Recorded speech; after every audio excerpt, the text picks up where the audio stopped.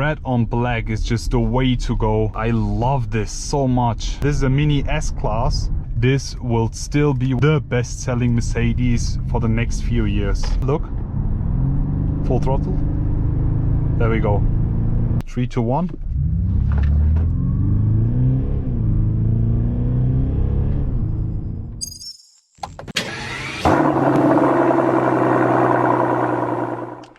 So we are now going to start the drive inside the all-new 2023 model Mercedes Benz GLC, guys. You heard that right. It's time to fully experience this car. I have the key right over here. We will be putting it inside here and then close this. Let me just start the ignition first. I have a destination which I have to reach, which is the hotel. But en route, I will be taking you for a spin inside the new GLC.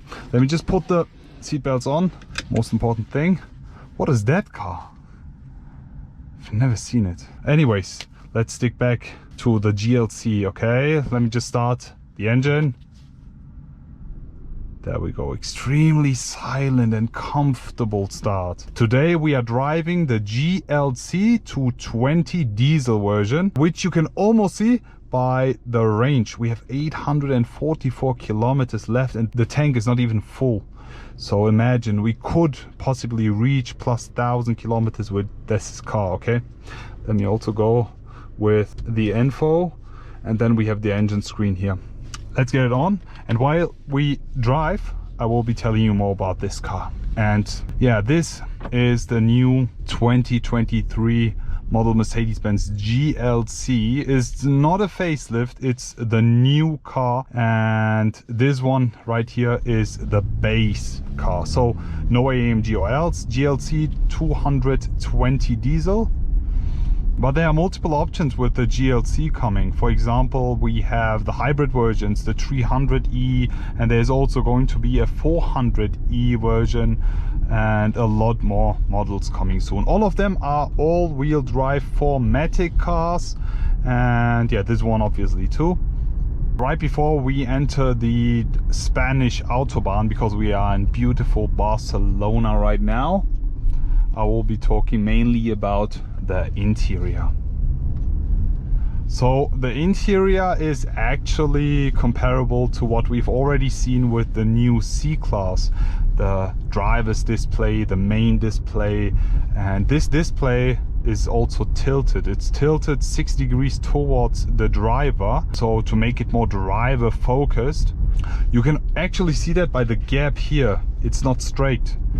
Here you can see the angle. Let's just close that, and we're almost ready to drive on the Spanish Autobahn. It's not unrestricted, unfortunately, therefore we are not going to do an Autobahn run, but bear with me, we will be doing that in Germany when we have the car, and then we will be pushing it to the limits. And I can't wait to see the AMG versions coming with this. And there's also going to be a coupe version of the GLC coming as well. But yeah, all in all, the interior color here, full black interior with the red leather. I love this so much.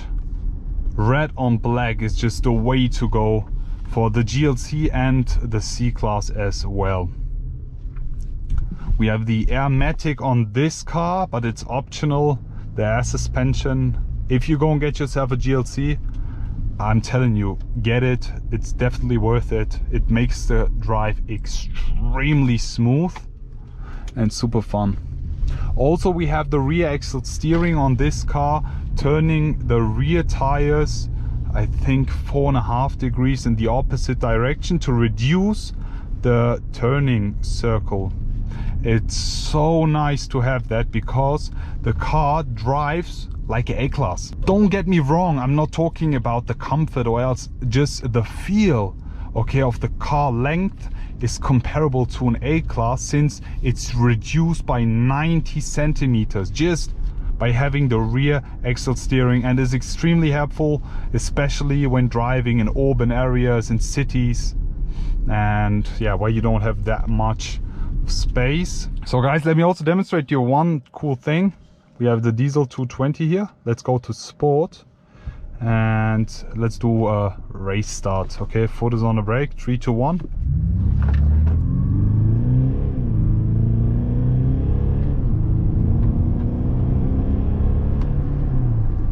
Yeah, it's not that fast. It's definitely not that fast, but it depends on what kind of driver you are. If you speed in, I would go for the 300 version, or even for the 400e.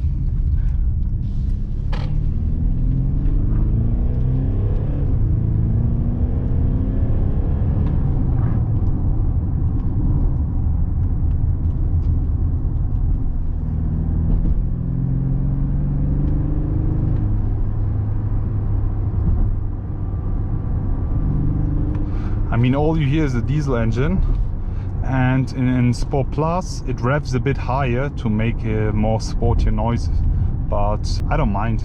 I mean, this car is not built to sound great.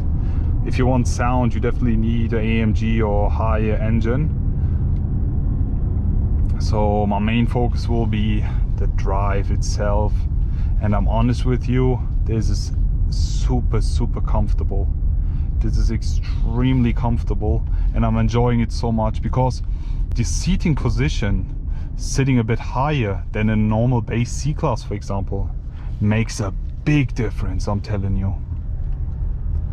Okay, another race start. Go.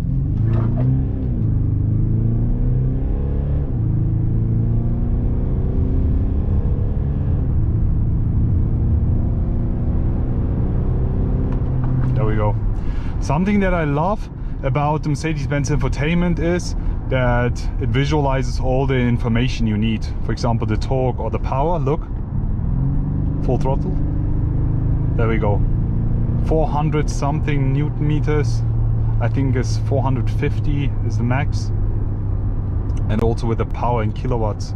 It's very cool. So all in all, guys, how do you like the drive inside the new GLC so far?